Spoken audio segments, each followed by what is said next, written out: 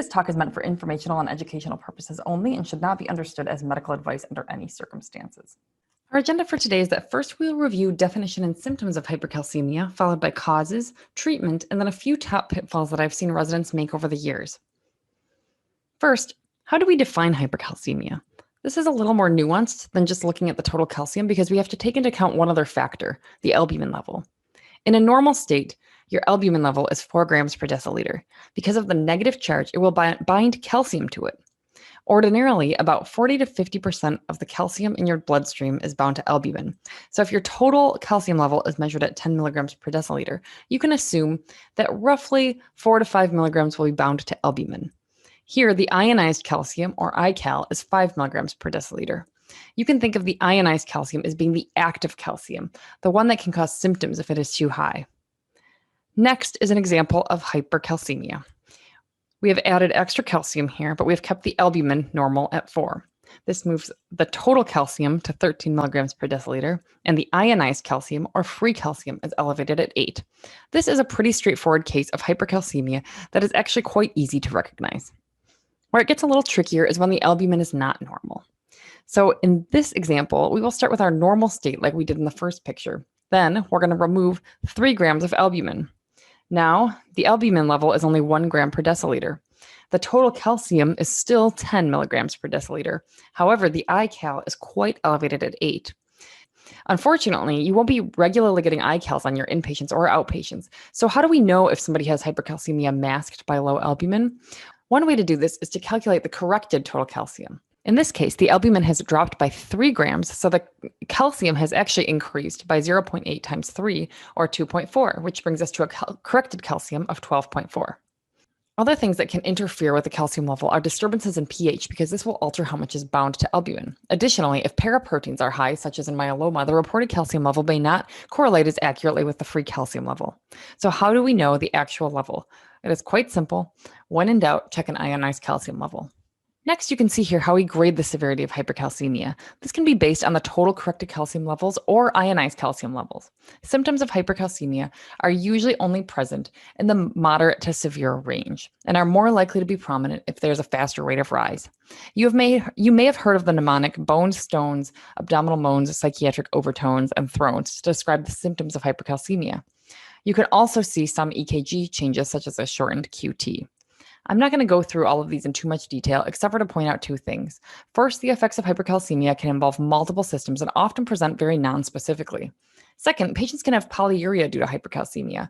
In some cases, hypercalcemia can actually lead to nephrogenic diabetes insipidus, so patients with severely elevated calcium are often quite dehydrated. This dehydration, in turn, worsens the hypercalcemia. Now let's move on to causes of hypercalcemia. First, it is helpful to review the normal physiologic response to low calcium. When calcium is low, your parathyroid glands secrete a hormone called PTH. This leads to several different effects. First, it causes the bones to increase release of calcium and phosphate by stimulating osteoclasts. Second, it leads to increased tubular reabsorption of calcium by the kidney. Third, it stimulates this enzyme called the 1-alpha hydroxylase enzyme in the kidney, which converts calcidiol into calcitriol. Calcitriol then leads to increased gut absorption of calcium. Collectively, these processes will restore the calcium to a normal state. If calcium gets too high, the thyroid parafollicular C cells are stimulated to release calcitonin. This then inhibits osteoclasts, stimulates osteoblasts, and calcium is therefore used again to build the bone. Remember calcitonin because it will come up later when we discuss treatment. So now let's think of how this process could potentially go awry and lead to hypercalcemia.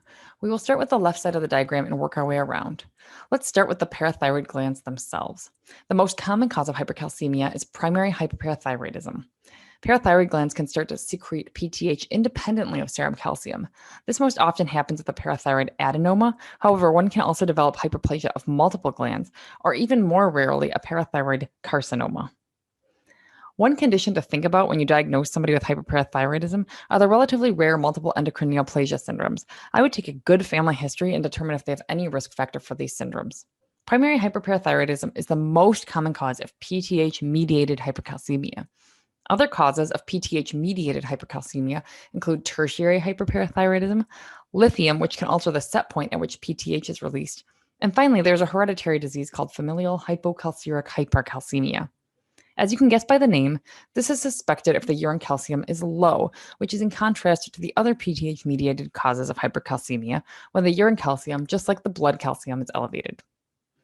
Moving on, you can get another hormone secreted called PTH-related peptide, which can also cause the same downstream effects of PTH. This happens in malignancies, especially lung cancer, renal cancer, and head and neck squamous cell cancers. Bone resorption is another common cause of hypercalcemia. Most of your body's calcium is stored in the bone, so anything that causes bone turnover can lead to hypercalcemia. Bone mets can do this. Prolonged immobilization can cause calcium to leak out of the bones, and other disorders such as Paget's and excessive vitamin A intake are rare causes of increased bone calcium resorption. Moving on to the kidneys, one important cause of kidney tubular calcium reabsorption is thiazide diuretics. Excessive vitamin D is one way to increase that calcitriol formation, and another is by upregulating the enzyme itself. There are certain conditions that have increased 1-alpha hydroxylase activity. This includes conditions like lymphoma, with Hodgkin's being more common than non-Hodgkin's lymphoma, and also granulomatous diseases like TB, histo, and sarcoidosis. Lastly, we can also think about what can cause increased gut absorption. One way is by increased ingestion. There's a syndrome called milk alkali syndrome that is common in people who take high amounts of antacids like Tums. Patients are at increased risk of this syndrome if they have underlying renal failure or bulimia.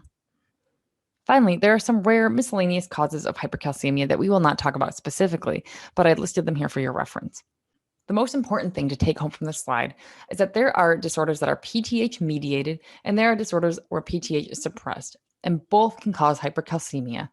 Knowing if you have a disorder that is PTH mediated or not will impact your diagnostic evaluation and downstream steps. So this brings us to the next slide where we talk more about diagnosis. The first step in anyone with hypercalcemia is to measure that PTH level. If it is high or normal, you are thinking about all of those PTH-mediated causes. You can measure urine calcium to rule out FHH, and if labs are consistent with hyperparathyroidism, you'd consider a further workup like a sestamibi scan, determining if they are a surgical candidate, and other steps that are outside of the scope of this talk. If PTH is low, then you're going to be thinking about all of these PTH suppressed causes. You're really going to want to guide your diagnostic evaluation based on symptoms and a careful history and physical. You will want to review their medications and their diet. It is probably a good idea to check vitamin D analogs as well, as these can point to a disorder of vitamin D upregulation. A targeted malignancy workup is a really good idea, and I would be sure to review if they've had significant risk factors for lung cancer, like tobacco history, and if they were up to date on their cancer screening. If everything is negative, you can consider more rare causes. Remember, the number one cause of PTH-mediated hypercalcemia is hyperparathyroidism. Of those non-PTH-mediated etiologies, malignancy is by far the most common. So far, we have reviewed the definition and symptoms of hypercalcemia. Remember to always correct the calcium level for the albumin or check an iCal. We next reviewed the causes, keeping in mind the importance of determining whether or not this is PTH-mediated. So now let's talk about treatment. For our purposes, we're going to focus on treatment of a patient with severe hypercalcemia, the ones that you will often see in the inpatient setting. By contrast, many patients with mild hypercalcemia actually do not need to start immediate treatment. The other thing I want to note here is that you will often begin treatment immediately upon diagnosing hypercalcemia if it is severe. You do not need to wait to figure out the cause. So the order of these slides is a little bit deceiving because you will often be working up the cause while simultaneously treating. The most important aspect of treatment is aggressive IV hydration. I recommend a normal saline bolus of 1 to 2 liters, followed by 200 to 250 cc's per hour if the patient can tolerate it. Most patients will feel significantly better once they get a few liters of fluid in them. Remember, they usually present quite dehydrated. Fluids can not only help to rehydrate them, but also lower that serum calcium simultaneously. If you are worried about volume overload, such as in patients with heart failure, it might be prudent to also start a loop diuretic once you have restored their volume status. Loop diuretics in and of themselves do not really affect the calcium levels that much, so I wouldn't give this unless I was really concerned about volume status. Next, we want to think about ways to put calcium back into the bone. If patients are having severe symptoms, you can give calcitonin for 1 to 2 days via the sub-Q or IM route. This is quick acting. The reason you can only give it for a short period of time is that it can cause tachyphylaxis after a few doses and effectively stops working. Bisphosphonates inhibit osteoclast action and stimulate bone resorption. Zoledronate and pamidronate are the 2 approved bisphosphonates in the US for hypercalcemia. These take a few days to really start working, but they're prudent to give early on. I like to think of using calcitonin as a bridge for when bisphosphonates kick in.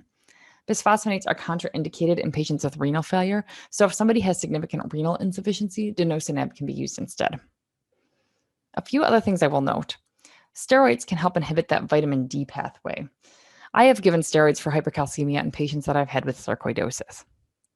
Lastly, hemodialysis can be performed in severe cases of hypercalcemia. I recently had a patient present with a calcium level of 18 and severely altered mentation who went straight to dialysis. This is obviously an extreme example, but nonetheless important to keep in the back of your mind. Finally, I want to mention some of the top pitfalls I've seen residents make in the hospital. First is failing to correct the total calcium for the albumin level. Once I almost missed a diagnosis of multiple myeloma in a patient who had a minimally elevated calcium of 10.5. When corrected for his hypoalbuminemia, our team discovered that he had actually had chronic hypercalcemia, and further testing revealed that the patient had myeloma. Second is not hydrating aggressively enough. Sometimes I see residents start patients on 100 cc's per hour maintenance fluid for hypercalcemia. This is not nearly enough to restore their volume status. I would only start such a low rate if I was really concerned about their ability to tolerate fluids, like if they have a severely low ejection fraction. Third, sometimes I think we all get a little too excited sending off a slurry of labs and somebody comes in with a high calcium. I would caution you to avoid an expensive and unnecessary workup and first just send off that PTH. It is cheap and it comes back quickly. You can save the PTH-RP and other fancy tests for later if the PTH is low and if your H&P doesn't point to an obvious cause. Recently, I actually had a patient with known lung cancer present with high calcium. We all assumed it was the lung cancer causing this, but the resident was smart enough to send off a PTH level, which came back sky high. Turns out the patient had lung cancer and a parathyroid adenoma.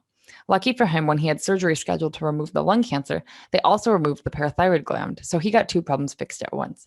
This just speaks to how common primary hyperparathyroidism is and how important it is to send off that PTH level. Thank you so much for listening to this talk as part of our IM residency prep series. I know your time is extremely valuable and appreciate you listening in.